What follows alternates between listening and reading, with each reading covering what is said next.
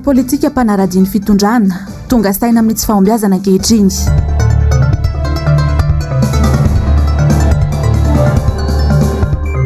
Dia ny filoha tao Mahajanga tsy taitra ny ankamaroany olona.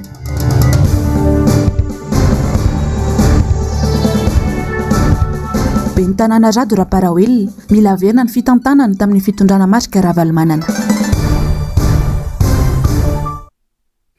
Dia mbola mikafaliana trano ianako aminao anatin'ny fampahalalam-bavao MBS amin'ny Takariva Alarobia fa 7 ny volana Jolay. Ny taona 2024 ity manolotra ny araba ary tomboky lahy sy tomboky vavy manasa ny mampitiavana sy ampanajana anaraka ny fotoanany vaovao hatramin'ny farany. Araka ny fanarahantsika tao anatin'ny lohatenim-baovao teo ary dia efa manomboka tonga saina ny mpanao politika any Manakaranty izay nametraka ny filoha tamin'izao fitondrana izao. Fitakano setry ny ezaka nataon'izy ireo tamin'ny tolona izay natao ka miantso ihany koa ny fiarahamondinika izy ireo ankehitriny. MBS Manakara. Mpagnano politika maro no matsiaro diso fagnantenana tato agnatin'ity fitondrana andro ny Renina Rajoelina ity. Isan'izany ireto mpagnano politika efa nitagna andraikitra no sady nampandany ny filoha ankehitriny ireto. Satria hita fa tena latsaka katerina tokoa ny firenena amin'izao. Marina fa agnisan'ny nafanafo ary nametraka an'izao fitondrana zao zany ny vatantegnanay fa nefa kosa ny tsara ho fantatra ary tsy tokony ho adin'ny vahoaka malagasy zany fa ny antony nijoroanay tamin'izay zany dia mba nieritreritra ny hametraka fitondrana ho tsara tantana kokoa, hapisy fampandrosoana bebe kokoa ny firenena malagasy. Zay zany nahatonga anay ny tolona sy nametraka an'izao fitondrana zao zany. Tsy zay nefa ny zavatra hita amin'izao fotoana zao fa mialatsaka katerena zany firenena ary tena tafiditra ao anatin'ny fahasairanana lalina zany ny vahoaka malagasy. Ia nanomboka tamin'ny 2010-2009 efa niara-dia fametrahana ny tetezamity zahay indrindra ny tenako Sara Justin na Yabanesi telo eto Manakara. Nagnaraka an'izay tamin'ny fividianana filoham-pirenena tamin'ny 2018 hatra amin'ny voalohany premier tour sy ny deuxième tour nanapeo ary nanany mitondra vahoaka maro be nandany ny filohazaina any Renina Rajoelina. Amin'izao fotoana zao nefa tsy arakaraka zavatra nantenaina hitany vahoaka indrindra n'ity faritra fitondrana ity. Voalohany amin'izany dia sorona eto hatra ny sian'ity fitondrana ity sy milalana ministra ny fitondrana. Faharoa amin'ny fampandrosoana ary ekonomika ara-toekarena zany dia tao hadimodimo ny faritra sy mosikana manontolo hatrany misy varika ka hatrany vangaindrano indrindra midongy. Tsy misy afa-tsy ny fikaonam-pirenena ihany no vahaolana ho iantrany izy ireo. Rariny sitsiny zay raha mbola mitsangana indray amin'izao hitolona indray hametraka an'izay hoe tena fampandrosoana zay araka hitady vahaolana zany amin'izao fahasairanana lalina mahazo ny vahoaka malagasy zao. Ka ny RMDM zany no efa namoaka ny feony fa mitaky fiarahamondinika hitadiavana vahaolana amin'izany fahasairanana lalina zany dia miombon-kevitra amin'izay ihany koa ny tenanay satria tsy ohatran'izao zany nantenaina tamin'ny nametrahana an'izao fitondrana zao teo amin'ny toerany. Koa manainga an'ireo mpitondra fanjakana tahirinao Andriamatoa filoha zaina dia mba hitodidoha ary heritreritra ino ny vahaolana ary manaiky ihany koa ny fikaonan-doham-pirenena entina voatana ity firenena ity. Raha izay ary ny tany Manakara ho Fianarantsoa indray dia nanao fanambarana mikasika ny hetsika nataony sabotsy teo ny RMDM any an-toerana izay manameloka indrindra ny fiatsika manao hery famoretana sy fampiororona ireny. Bagisandrianantsy, MBS Fianarantsoa. Nivoaka tamin'ny fanginany ny mpitarika ny RMDM afaritany Fianarantsoa manoloana ny zavanitranga tany Antananarivo ny 17 ny volana Jolay lasa teo. Nisy noho izany ny fanambarana izay natao manoloana ny zavanitranga toy izao manaraka izao. Fanambarana avy amin'ny RMDM odibe mpanohitra ho an'ny demokrasia eto Madagasikara Fianarantsoa. Manoloana ny zavaniseho tamin'ny asabotsy 17 ny volana Jolay taona 2024 tao Antananarivo kianja finoana Magobe Ridge. Ka nanaovan'ireo mpitandro ny filaminana sasatsasany erisetra tamin'ny filoha lefitra nasionaly RMDM Pasteur Edouard Tsarame sy ny samborana ny sekretera jeneraly sy ny mpandrindra nasionaly na Tokotim izay samy mpitarika ao amin'ny RMDM nasionaly dia manao zao fanambarana zao izay mpitarika ny RMDM Fianarantsoa. Voalohany, manameloka ny fanosiosena ny voarakitra ny lalam-panorenana araka ny voalaza ao amin'ny Andininy voalohany, ny demokrasia ny fototra iorenan'ny repoblika. Andininy fahafolo, ny fahalalahana maneho hevitra sy miteny ary mivory ankalalahana. Andininy fahaefatra ambin'ny folo, ny lalam-panorenana no miantoka ny zo hijoro mpanohitra amin'ny fomba demokratika ary manome sehatra azy ireo haneho hevitra. Faharoa, tapidalaka leo ny fitondrana misy amin'izao ka tsy manana vahaolana osy intsony manoloana ny fahasahiranana lalina mianjady amin'ny vahoaka malagasy. Koa manamafy izahay RMDM Fianaratsoa fa ny fikoanan-doam-pirenena andraisan'ny be sy ny maro anjara toy ny ray aman-dreny ara-panahy, ny ara-drazana, fiarahamon'ny pirenena, ny fikambanana maro samihafa sy ireo atoko politika no hany vahaolana hanavotana ny firenena ka loha hevitra hodiniana amin'izany ny lafin'ny politika, sosialy, toe-karena. Masina ny tanindrazana natao teto Fianaratsoa ny androany fahaenina amby roapolo ny volana Jonay taona 2024 manao sy ny eo ambany repotarika ny RMDM eto Fianaratsoa. Zay ny mahakasika ny fanambarana izay nataon'ny RMDM faritany Fianaratsoa. Manoloana ny mari-panara politika izay miakatra tanteraka eto amin'ny firenena ankehitriny dia nitondra ny fanehoan-keviny ny filohan'ny komity ny fampihavanana malagasy na ny CFM ho an'ny androany. Nambarany sy tamin'izany ara-fa tsy maintsy irosona ny fikaonan-doha. Jarmano Menjanahary, Manora Andrimalala. Tsy maintsy irosona ny fikaonan-doha sy ny fampidiniana amin'ireo samy mpanao politika manohitra sy manoana ny fanjakana hoy ny CFM androany. Tsy misy afa-tsy ny fifampiresahana ihany no ahafahana mamany olana mianjady amin'ny firenena sy ny savorivory vokatry ny olana maro lafy ary ny krizy mahazo ny firenena izao. Andraikitry ny CFM na ny komity ny fampihavanana izany hoy ny filohan'ny CFM indrindra fa mialohan'ny irosotsika amin'ny fifidianana manaraka izao ka mba isi ny fifidianana madio sy mangarahara ary ekeny rehetra. Manana an'izay rôle zay zahay. Zaho tsy teny amin'ny anaran'ny ray aman-dreny FFKM fa na izany na tsy izany dia ireo dia ray aman-dreny ara-panahy koa ary miahy ny zanany. Tsy avela ho amin'izao ka mino fa nary zareo dia manana an'izay souci zay koa hoe tsy hitaza-potsiny. Ka izay indrindra ny hoe ino ary no ataonareo CFM manoloana an'izao zavatra zao. Saika ho feno ny fepetra hisian'izay gris zay ka aleo misoroka toy izay mitsabo. Ny fanafody voalohany hoentinay amin'izy io dia ny fiaraha-midinika. Ny fisiany amin'ny teny vahiny moa le izy hoe espace de dialogue de concertation.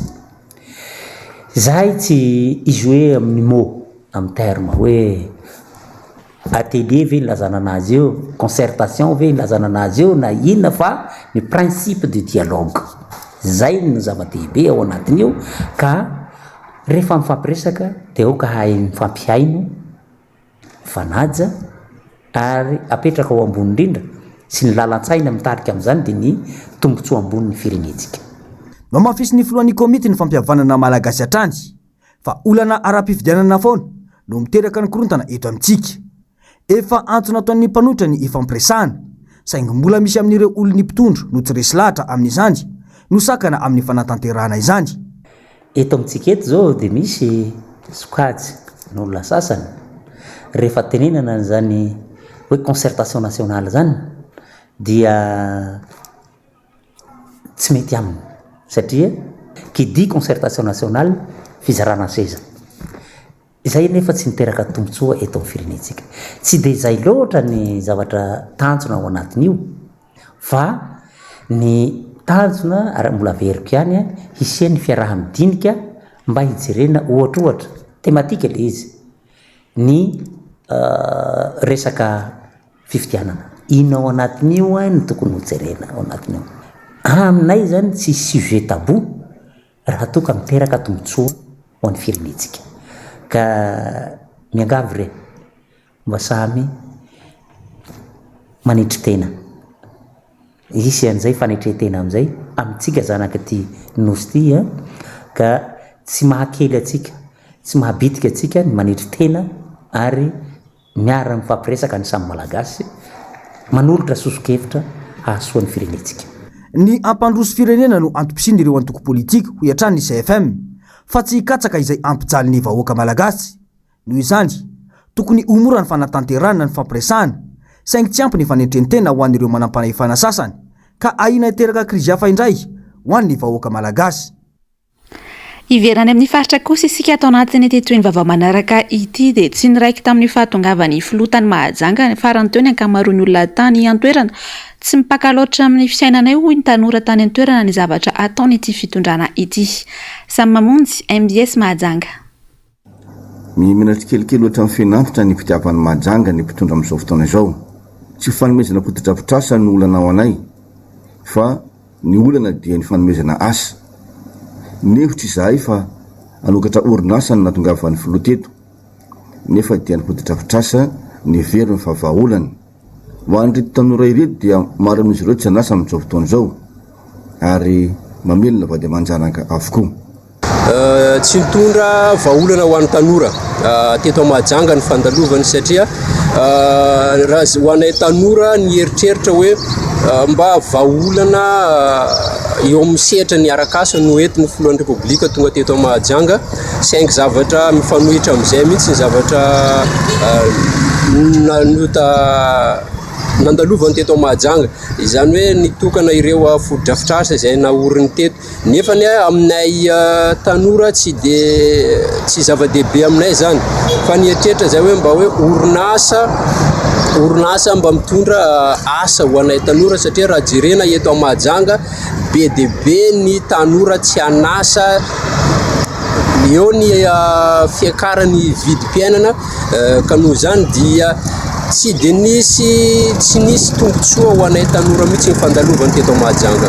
Teo mihitsy zay tamin'ny natongavany ary somary talanjo ihany nahita an'le sprinter hoe avy any Port Berger, avy any Marivoay, avy any anana nefa mbola reny ny olona azony dia tokony saintsaina lalina ny président Repoblika fa ohatrany efa tena tsy tafatsony raha fahitako azy. Maro ny fotodrafitrasa nitsangana teto talohan'ny taona 2024 nefa dia rava izany noho ny fanokana-pandrakana nisy tamin'ny taona 2024 lasa teo. Fantatra ny tanora avokoa sy mivoaka amin'ny Mahajanga izany ary mila olona afaka mampandroso ary mila olona endry afaka mampandroso amin'ny Madagasikara ny tanjona sy amin'ny asa ho anay tanora. Araka ny afatra dia raha te hampandroso a Madagasikara, raha tena tian'ny Madagasikara orinasa atsangano fa ny resabe sy ny fotodrafitrasa zany rehefa miasa ny tanora, miasa ny vahoaka malagasy manaraka foana zany fotodrafitrasa zany fa tsy dia izay loatra ny prioritaire ho an'ny vahoaka malagasy. Ny antsika zao ny fahasahiranana ny mahasepotra ny olona ny vidim-piainana midangana ny frais, ny sakafo, ny transport, ny insécurité tokony ihany ny hitako hoe atao vain-dohan-draharaha zany. Ho avy zao ny fifidianana amin'ny taona 2024 mila mahay mifiditsika hoy ity tanora ray ity ary mila mahafantatra hoe nanahoana ny 5 taona voalohany nitondrany fanjakana amin'izao fotoana izao. Inona ny fiatraikany anaty volanitsika tsirairay avy. Tsaratsika vahoaka io ry vahoaka anjaratsika no mitsara amin'ny taona ho avy dia ho avy ny fifidianana fotoana andrefesana ny 5 taona lasa ary mpanjinana ny 5 taona ho avy. Za moa dia miteny foana hoe misorata anarana na isy ny ray fonty na tsy fehiny efa tsy mahasaraka olona intsony ny fanjakana amin'izao fotoana izao rehetra Mahajanga fa manafatra ny avy any fiaritra ivelany Mahajanga toy ny Marivoay, Mijindro, Soalala, Mahajanga faharoa ary indrindra ihany koa fa avy any Mefa tanàna. Midika izany fa tsy ela dia ny olona no hitsara azy eo amin'ny setry ny fifidianana. Mivangongo amin'ny fanjakana foibe avokoa amin'izao fotoana ny asa fampandrosoana izay tokony ho tanterahina eto amin'ny fireneny betsaka amin'ny komina sy ny ben'ny tanàna no mitaraina amin'izany ankehitriny indrindra fa manoloana ny lalàna amin'ny feny impôt synthétique. Charmano Menjanahary sy Manora Andriamalala. Tsy mahagaga raha miemotra amin'ny lafiny rehetra ny firenena sy ny fiainam-bahoaka ankehitriny fa ny eny fotony mihitsy no tsy tazan'ny fanjakana. Vondrom-bahoaka paritra itsinjaram-pahefana ny komina saingy tsy tazana ny fametrahana ny fitsinjaram-pahefana amin'izy ireo. Satria ny fanjakana foibe ny endri-baiko avy amin'ny komina any ka tsy manana fahafana anatanteraka ny asa fampandrosoana eny fotony ny ankamaroan'ireo komina misy eto Madagasikara. Tsikatra izany tato anatin'ny volana vitsivitsy izao hoy ny ben'ny tanàna ato amin'ny komina Ampitatafika raha tafaresaka taminay. Tokony averina ny fomba fitantanana ny komina toy ny tamin'ny fitondrany Filoha Marc Ravalomanana hoy ny nambarany ity ben'ny tanàna ity. Ny décentralisation lasa atao hoe mahavesatra be izy amin'izao fotoana. Ny antony eo zany lay resaka hoe vola miditra ihany koa amin'ny resaka impôt synthétique local zao miena 47,5% amin'izao fotoana no an'ny sisa mba azon'ny commune, zay tena miteraka fahasahiranana mihitsy amin'ny fampidonana ny commune. Ny commune manko ny tokony hoe ratsa mangaika manampy ny fitondrana fohy be, zay ny tena tokony andraikitry ny commune, manamaivana ny vesatry ny atao hoe ny fanjakana fohy be izy. Ary za mangataka hoe ho atsika zay afaka mandinika avereno amin'ny teo aloha raha mba azo atao io impôt synthétique local io, satria efa nisany 60%, avereno farafaratsiny io 60%. Dia aleo le commune tena hiasa tsara satria lasa le fampidonana an'le commune no lasa any sisa azo atao hoe mijery ahoana ny fandaovana ny karama, ataontsika hoe nitsakana be amin'le resaka décentralisation marary io amin'ny resaka fidiram-bola ny tena resahana, dia anisan'ny reny hoe jiro an-dalambe reny anisan'ny olany reny. Zary lasa mijery ny asa tsy vitany sy ny fampanantenana nataony tamin'ny vahoaka malagasy loatra ny fanjakana fohy be, hoy ity ben'ny tanàna ity. Any ka tsy mahatsiaro fa misy asa tokony ho tanterahin'ny commune sy ny ben'ny tanàna eny anivon'ny fokotany ao anatin'ny commune misy azy ireo. Ny vahoaka hatrany no mizaka ny vokatry ny fitiavan-tena n'ireo mpitondra, hoy ny fanazavany. Mibaribary ny jadona sy ny fampiasan-kery ary ny tsy fanajany mpitondra ny lalàna velona eto amin'ny firenena hoy ny sekretera jeneraly ny atokotiko Madagasikara ho any androany. Tsy fifidianana madio sy mangarahara eto raha izao fihetsiky ny mpitondra fanjakana izao raha ny nambarany hatrany. Nzava-ndrema efa sy tokatra marla. Tsy manana ny fahaleovan'ny tenany intsony ny fahefana misy eto Madagasikara. Ny fahefana mpanantanteraka no mifeny sehatra rehetra eto amintsika. Voafeny tanteraka ny fahefana mpanao lalàna, fa indrindra ny ACC izay mitondra ny lalàna faratapona eto amin'ny firenena. Impiry manitsaka ny lalam-panorenana ity mpitondra ity, saingy ny mangina manoloana izany ny ACC. Ny fahalalana miteny sy maneho hevitra mihitsy no voahitsakitsaka ny asabotsy lasa teo, izay voafaritra mazava ao anatin'ny lalam-panorenana. Mazava tsara ny fihetsiky ny mpitondra amin'izao hoy ny sekretera jeneraly ny antokotiko Madagasikara, fa jadona no tiana petraka eto amin'ny firenena. Raha dika tsotra zany zavatra zany dia hoe tsy misy mahazo miteny tsony eto amin'ny firenena fa ny mpitondra ihany ny afaka miteny, ary ny mpitondra dia mitondra ny firenena amina communication ihany.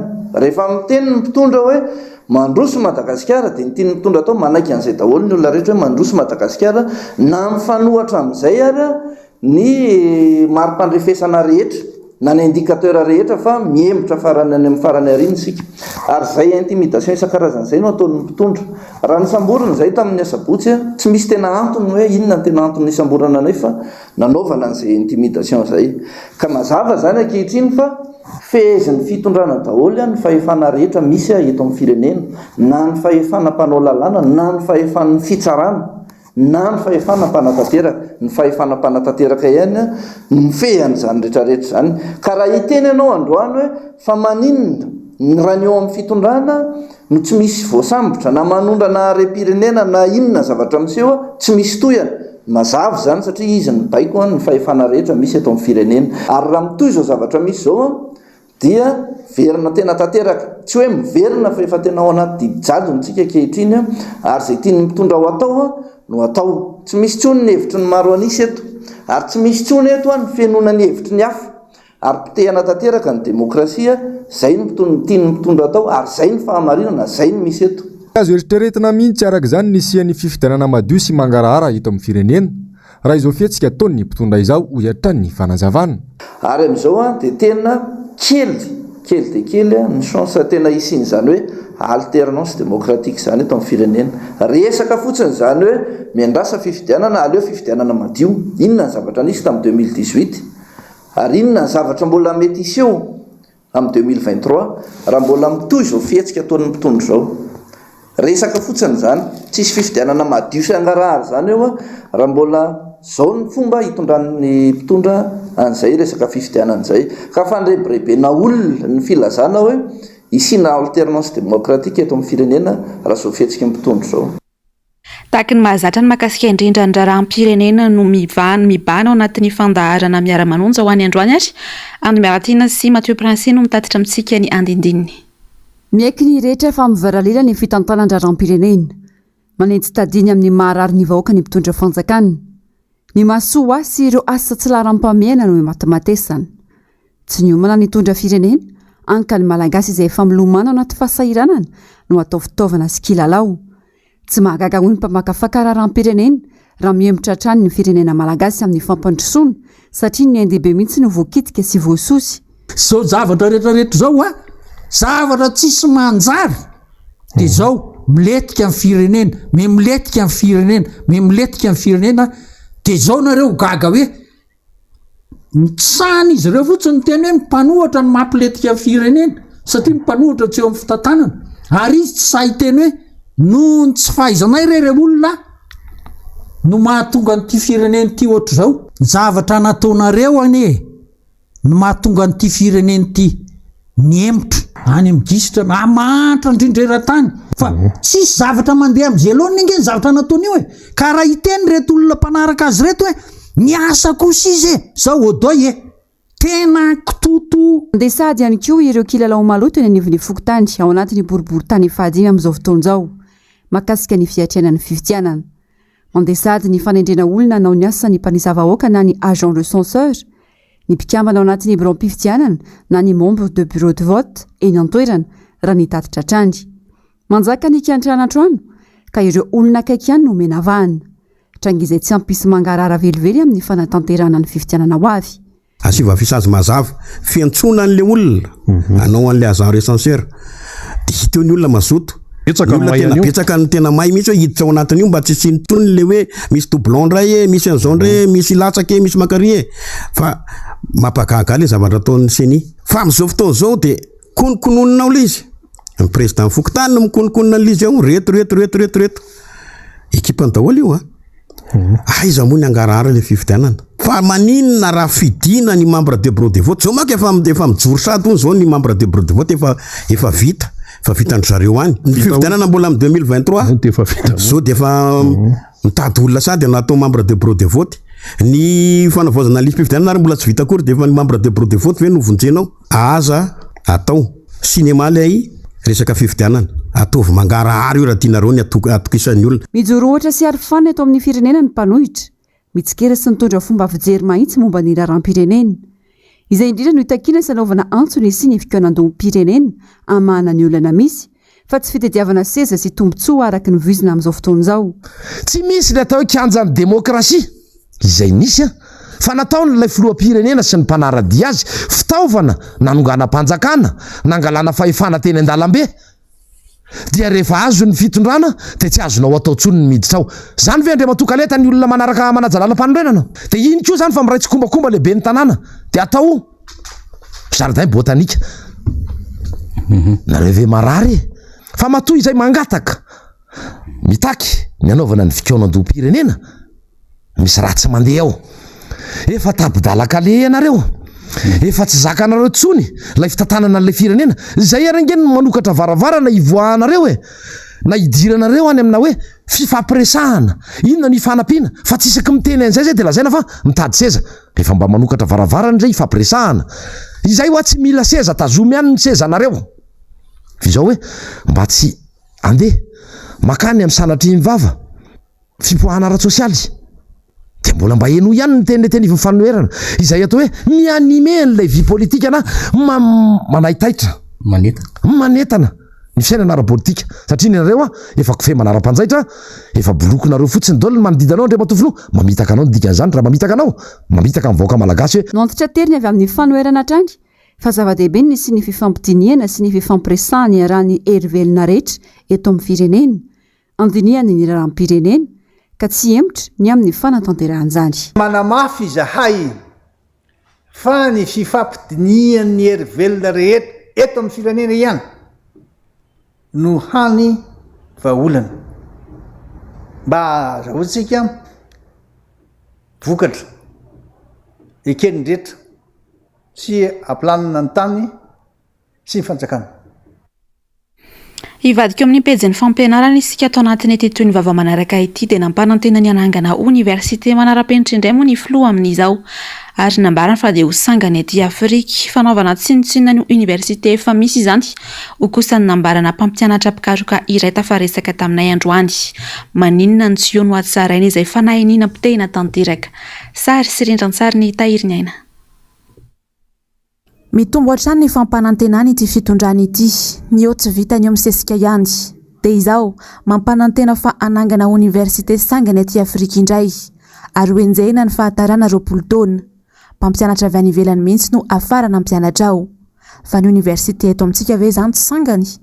Anisan'ny sangany aty Afrika fa saingy fotsiny ao ny problème le appui matériel sy ny fikarakarana-ndreo ataoko hoe mpampianatra mpitsaroko ireo zay tsy ampy be dia be ny ankizy zay manao master sy manao doctorat ny aty tena miafy tena matory any an-tsaha amin'ny fikarohana amin'ny lafiny aty amin'ny siansa zany tena miafy nefa le appui matériel zéro ny aty aposy izy no mipono alaina ny ray aman-dreny izy miantoka manao TP nety izy mpianatra ny miantoka ny matériel animal na matériel végétal anaovana travaux pratiques ety fanjakana budget de fonctionnement izy tsy ampy dia zany ve ny lazanao fa hoe tsy sangany ety sangany olona tena mahay miasa ao anatin'ny sarotra dia mpampianatra mpitsaroko ety fa saingy tsisy appui matériel tsisy appui technique.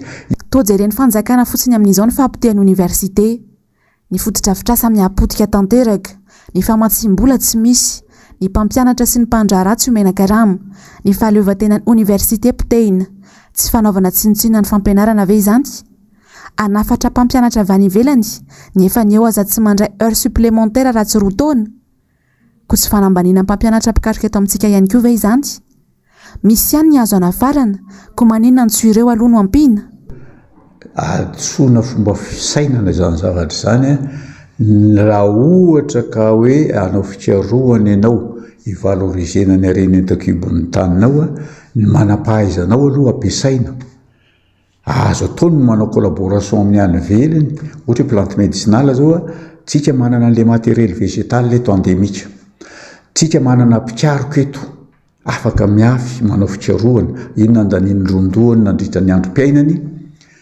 tsy ananantsika fotsiny vola sy ny aitao dia izay ny ataontsika hoe fiaraha-miasa azo atao avy any velany fa raha hoe soloinao amin'ny olona any velany daholo ny mpampianatra eto fa tsy mahavita azy sy ny sala amin'izay dia fivarotana tanyrazany zany. Mampametra-panontaniana foana hatramin'izao hoe ahoana ny fijereny ity fanjakana ity lara-pahamehany misy fikaonan-doha ihany koa ve ireny fampanantenana be ireny sa izay mandalo ao an-doha dia lazaina daholo tsy ny fananganana université vaovao akory ny ratsy na ny olana fa na ny eo aza tsy vita ny mikojakoja azy atao inona andany volam-baovao indray.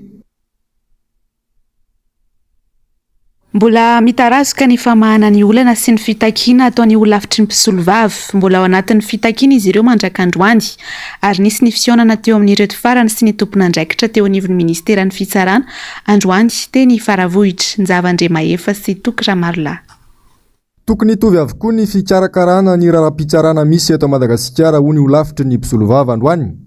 Misy fahasamihafana mantsy izany isaky ny sampan-draharaham-pitsarana manirana ny faritra izay matetika miteraka olana eo amin'ny asan'izy ireo. Izy ireo anefa no miaro sy mitandro izay fanajana ny zo ny fiarovana izay. Mety inona ohatra zay mety hoe ny fahafahan'ny olona anankiray miaro ny tenany ankalalahana eny anivon'ny fitsarana tsy misy sakatsakana. Ohatra sakatsakana io mety hoe raha mpisolovava dia hoe mpisolovava tokony mahazo ny antota taratasy malalaka. Ho an'ny ankapobeny na mpisolovava na ny olona tsotra ohatra any amin'ny resaka sarany satria misy sarany sasatsasany izay hitanay hoe tsy tokony hipetraka satria tsy nisy lalàna nametraka azy. Sasany moa hitanay hoe somary miompampana dia any zany anisany tokony dinihana daholo hoe ahoana ny fomba ametrahana masotsivana ahafahana mametra azy amin'ny tokony ho izy satria sampan-draharam-panjakana ny resahana zany hoe mission de service public. Ma mission de service public azy zany dia tokony misy le hoe gratuité du service public raha misy zany ny sarany hoe alaina dia tokony mety hoe asa vidina taratasy, vidina encre sy ohatr'izany, fa tsy misy hoe karama tombony ho an'ilay mpiasa-panjakana izay miasa ao anatin'ilay sampandra-ra-panjakana. Anisan'ny takin'ny ho lavitra ny mpisolo vava ihany koa ny tokony ampitomboana ny andamin'ny tehan'izy ireo. Tsy ho tanteraka nefa izany raha tsy hisy ny fampiakarana ny teti-bola natokana ho an'ny fitsarana raha ny fanazavana trany. Reny zao le ndresako reny hoe miankina amin'ny teti-bola teo, satria resaka indemnité zany resahana tsy maintsy misy ny teti-bola atokana ho an'izany, nefa fantatsika fa kely de kely ny teti-bola ho atokana ho an'ny ministera ny fitsarana, dia any zany mila dinihana hoe ahoana ny fomba sady tsy ho voa izahay ho be ny 20 taona zay efa voa foana nanaiky ho voa, dia zao le izy efa manomboka sarotra amin'ny fiainana, tsy mety tsony ho an'ny mpisolo vava zany ny amoaka vola am-paosy hiaro olona mamay-poana, lasa ohatrany hoe tsy eken'ny saina tsony le izy satria ny fiainana efa misarotra misarotra. Nisy moa androany ny fionana teo amin'ny holavitry ny mpisolo vava sy ny tompon'andraikitra teo anivon'ny ministera ny fitsarana. Andrasana ny ako ny fifampiresahana manoloana izay fitakiana ataon'ny holavitry ny mpisolo vava izay. Mbola mety ny fitokonana ataon'ny mpiasa eo anivon'ny ministera ny raharaham-bahiny na dia nisy aza ny fanambarana navoakany avy eo anivon'ny ministera omaly.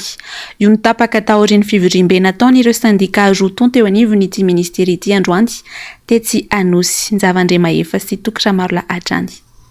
Ity no fanambarana navoakany ministera ny raharaham-bahiny omaly. Voalaza tao anatin'ity fanambarana ity afa miverina miasa avokoa ny mpiasa ary efa mizotra araka ny tokony ho izy ny asa mandrara eo anivon'ity ministera ity. Nandiso izany ny syndikan'ny mpiasa androany ary nilaza fa tsy niarahany dinika io fanapa-kevitra noraisiny ministera io. Hatreto mbola mitony fitakiana ary mbola ao anatin'ny service minimum ireo mpiasa. Manoloana ny fanambarana izay omaly mahakasika fa hoe efa miverina amin'ny laoniny ny asa eto anivon'ny ministera ny raharaham-bahiny dia manamarina etony izay eto anivon'ny syndika fa ny fanapahan-kevitra mahakasika an'izay dia tsy niarahana nanapaka, tsy niarahana ny fandinika tamin'ny syndika rotonta, fa kosa raha ny hevitra ny syndika dia mbola mitazona an'izay aloha service minimum izay vao voafaritra teny aloha, dia izay ihany aloha nafahanay nitanterahanay.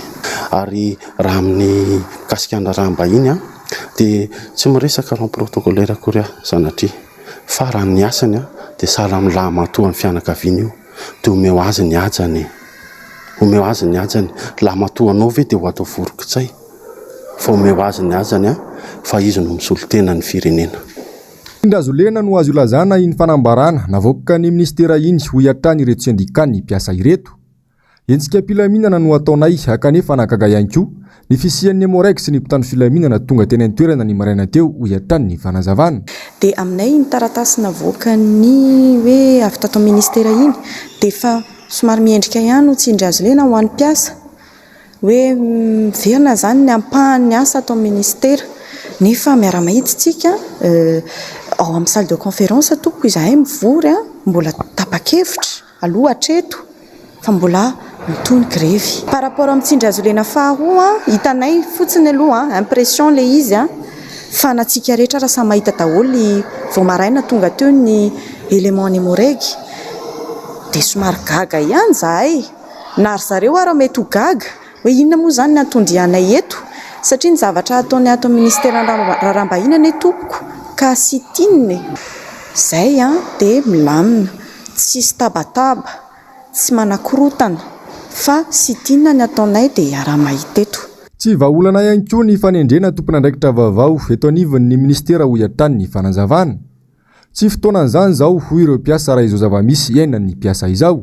Ny firosona amin'ny firesahana databatra miaraka amin'ny filohan'ny repoblika no tena andrasanay.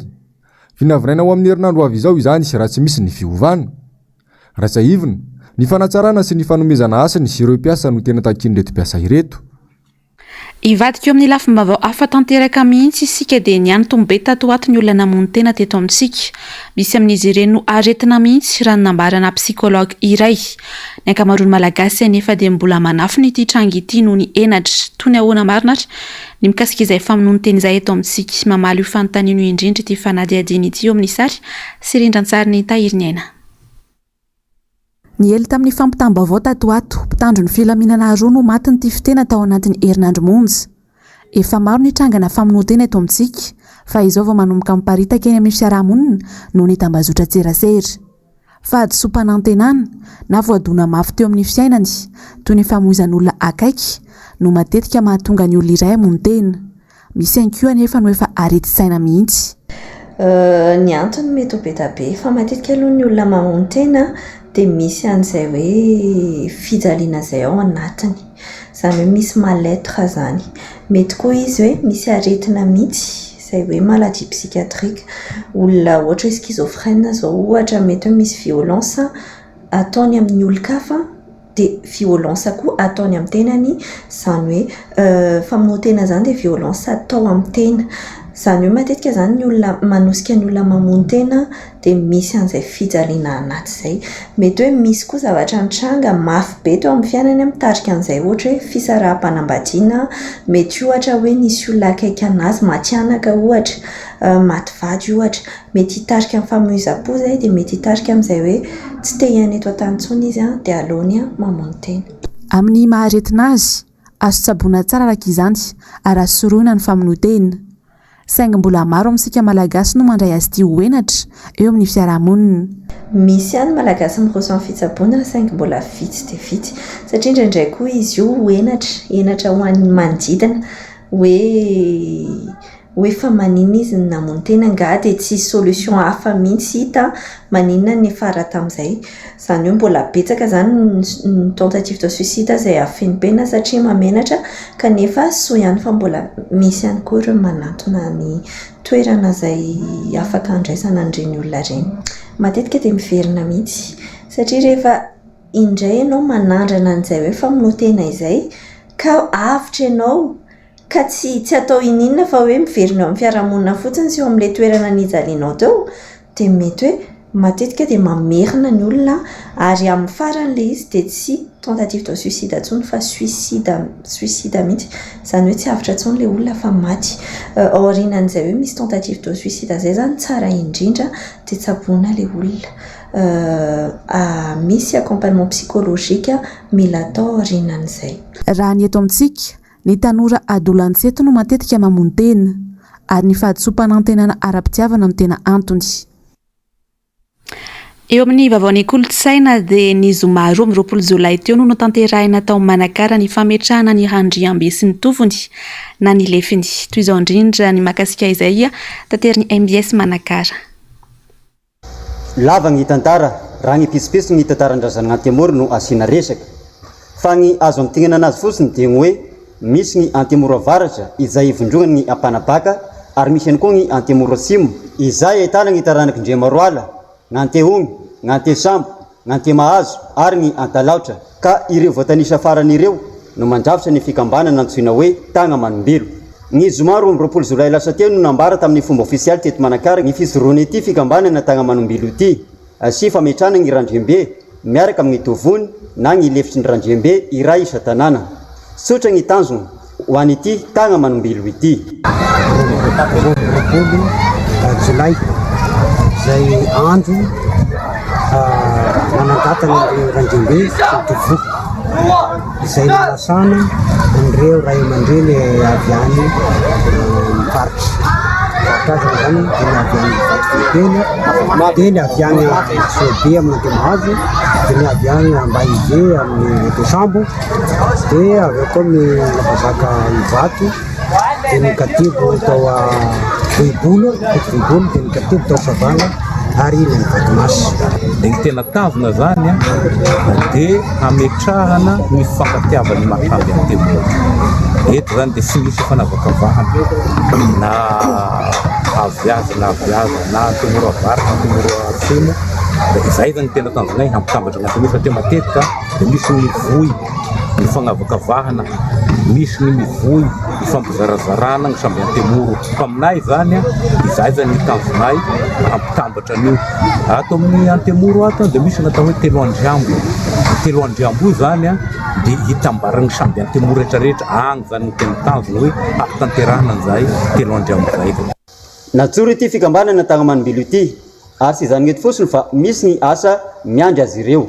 Indao sy mpikambana mba hahatonga ilay devizy ao amin'ny fenivola hoe fitiavana, fasindrazana irasasaina dia devizy iny zany no hoentinay sy mibeko anay ho agny amin'ny fampitambarana ny antemoro telo lava hatrany manomboka agny Dakara juskany Namoro.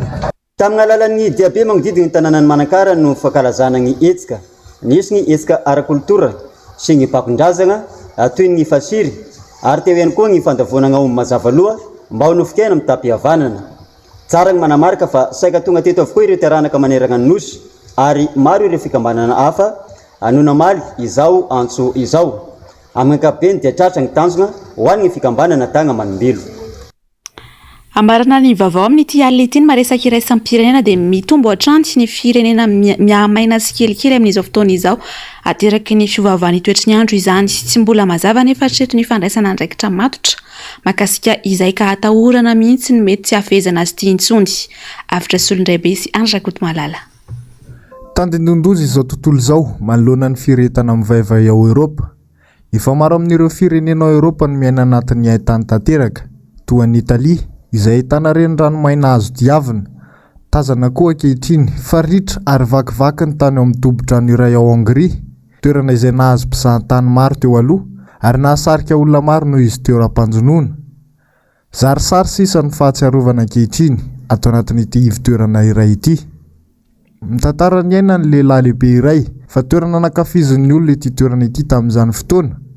Maro ireo nanantanteraka fitsangatsanganana sy fanamasinana ny fanambadiana mihitsy teto amin'ity toerana ity kanefa mijanona ho honohono sisa izany. Ny taon-dasa 2022 no nanomboka tsy nahitana rano intsony ity dobo-drano ity. Anton'izany avokoa ny fiovaovan'ny toetry ny andro noho ny doro-tanety ny effet de serre ataon'ireo fiara sy ozinina maro. Mitombo hatrany ny toerana tsy ahitana rano intsony ao Hongria ary efa tafiakatra manetsina izany tao anatin'ny 100 taona farany. Mitaintaina ireo manampahaizana momba ny toetry ny andro manoloana ny hafanana lehibe miaraka amin'ny fikorontanan'ny toetry ny andro maro amin'izao fotoana izao.